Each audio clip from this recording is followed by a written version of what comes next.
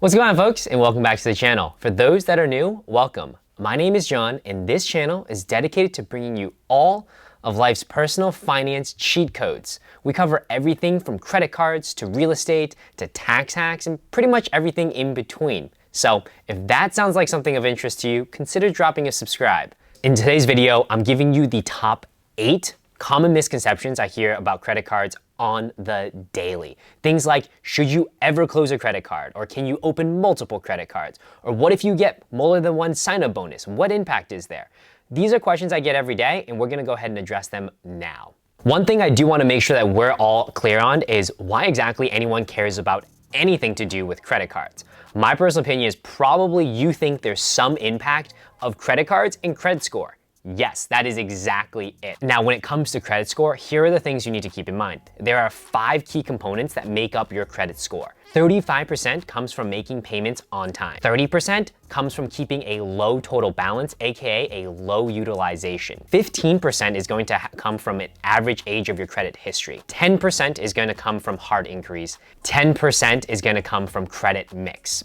That's it. They're just 5 components. Now, I'm not expecting you're gonna memorize all of them. I barely do. Trust me, I'm always referring back to it. Keep in mind, 65% comes from just making payments on time and keeping a low utilization. Number 1, the perfect credit score is the best credit score. That is false.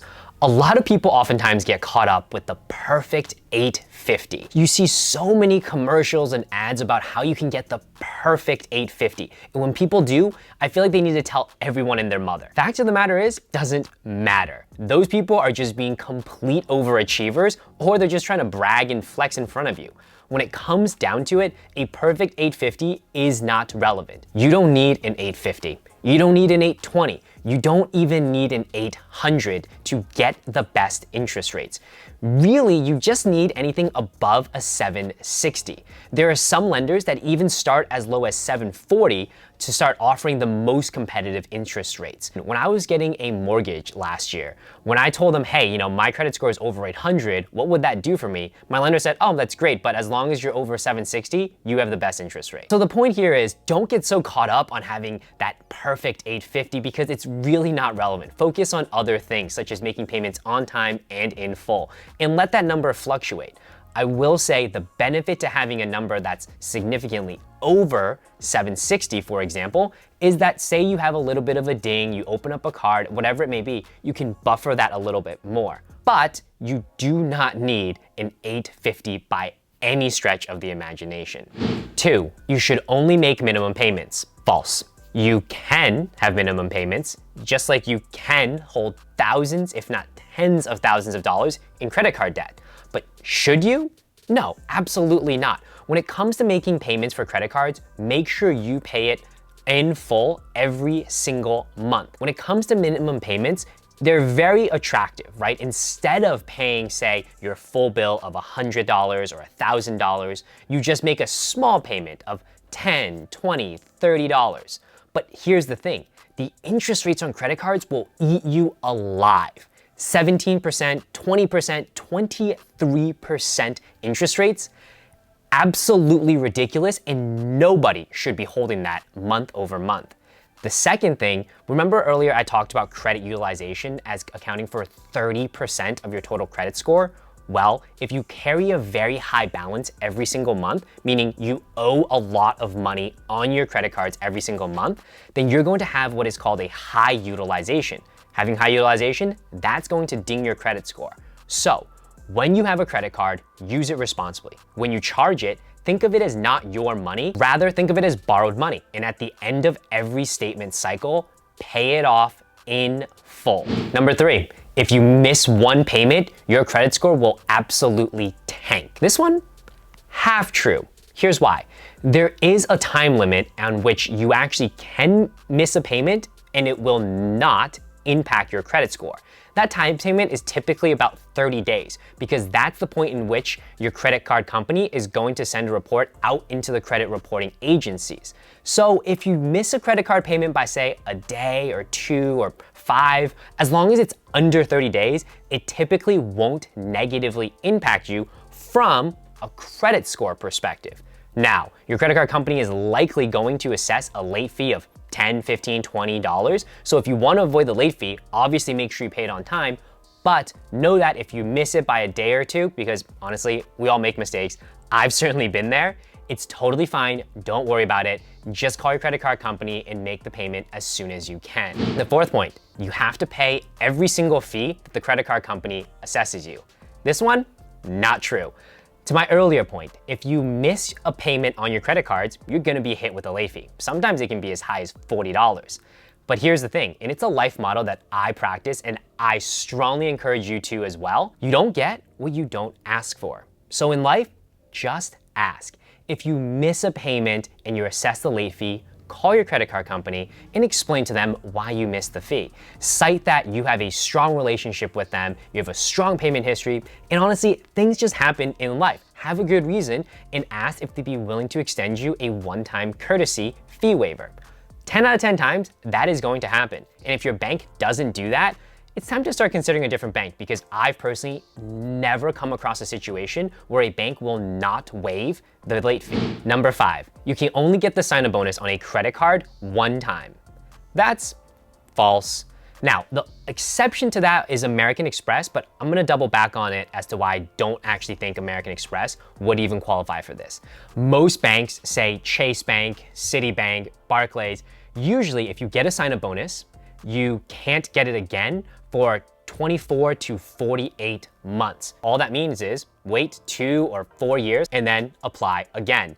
This is how people rack up hundreds of thousands when it comes to credit card points. I myself, over the span of 1 year, managed to open about, I think it was 15 or 16 credit cards, amassing over 1 million points. So it is absolutely doable. And there were some within that period where actually you didn't even have to wait any defined period of time. You could just open it and open it again and open it again and again and again. Now, the caveat there is make sure you can actually hit the minimum sign-up bonus and that you're not stretching yourself thin just to hit the bonus. So the majority of banks have some sort of time length in which you can open up a card, get a sign-up bonus, and open it again and get the sign-up bonus again. American Express was the one that mentioned that they might be an exception to the rule, because with American Express, most of their languages, you can get one bonus per card, per lifetime, that's it. Most people would think lifetime. That would be the time in which you are alive. Well, the thing is, when it comes to the world of credit, typically the lifetime might actually be how long that account stays on your credit report. And that can be anywhere from 7 to 10 years. What I mean by that is, once an account falls off your credit report because it only goes back so far, well, how would American Express actually know that you've had the card before and gotten the bonus before? There's a lot of anecdotal evidence, especially on Reddit and a bunch of forums, in which folks have had an American Express bonus many years ago that was supposed to be once per their whole lifetime, and that they've gotten the bonus again. So I'll let you do your due diligence on that, but it's not like you can just get an American Express bonus, wait 2 or 3 years. It's typically going to be anywhere from 7 to 10 years to try again. Number 6, opening multiple credit cards is bad for your credit. This one, false. And it's interesting because when I first started into the credit card game, people would always ask me, isn't opening a bunch bad for your credit score? And at the time, I never really thought about it because, well, I don't know why I didn't think about it, but I figure if I even asked them why they are asking me, they probably wouldn't know, or it's something they've just heard someone else say. But let's think critically about what opening multiple credit cards would mean to your credit score.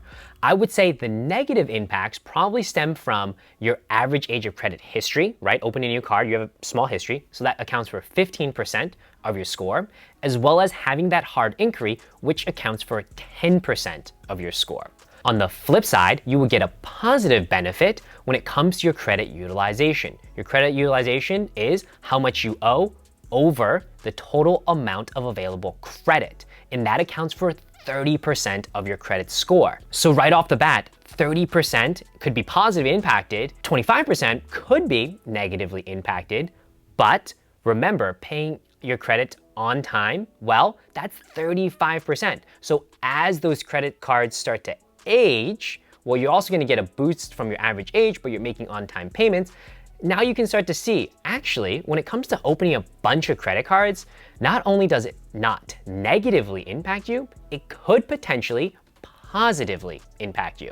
Of course, this is all assuming that you're making payments on time and in full. Number 7, you should never cancel a credit card. This, I'd say this is mostly false, and here's why.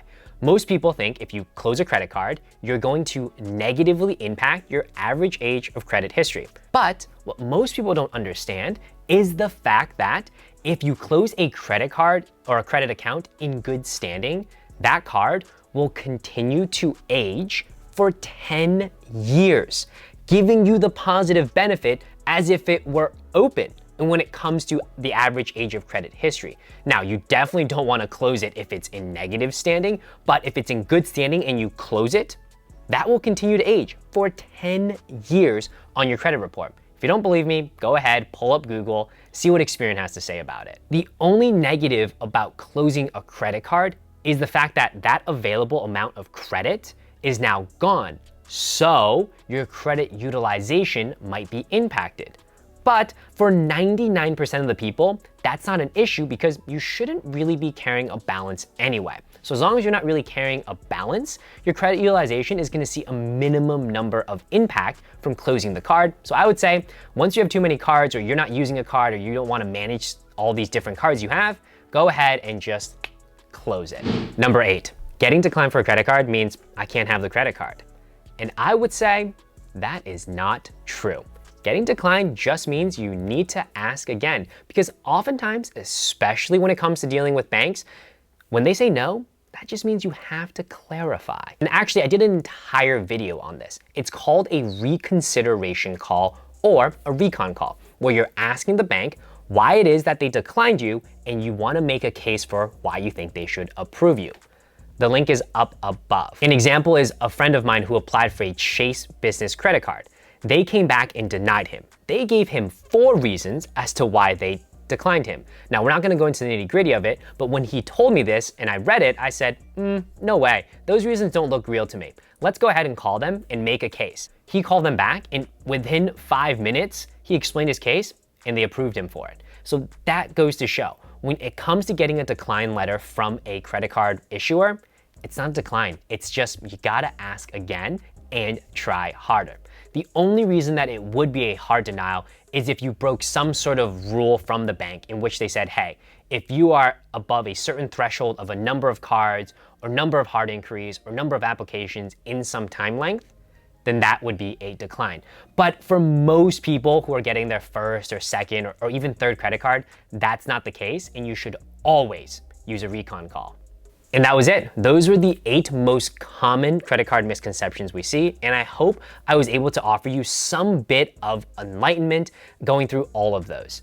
The 2 themes you probably saw throughout most of these is the fact that 1, you don't get what you don't ask for. Simply, you have to make the ask. And this isn't just credit cards. This is really all of life. But as it pertains to credit cards and dealing with banks specifically, if you get hit with a late fee, make the ask. Ask them if they're willing to waive it. Second thing, no doesn't really mean no. It just means you need to confirm.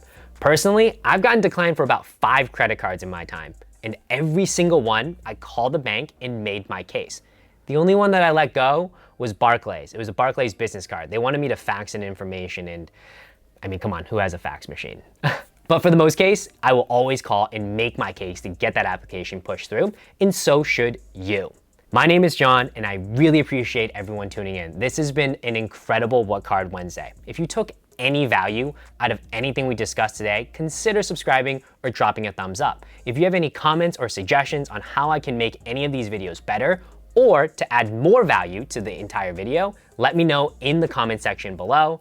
Again, it's been What Card Wednesday, and I will catch you next Wednesday. Peace!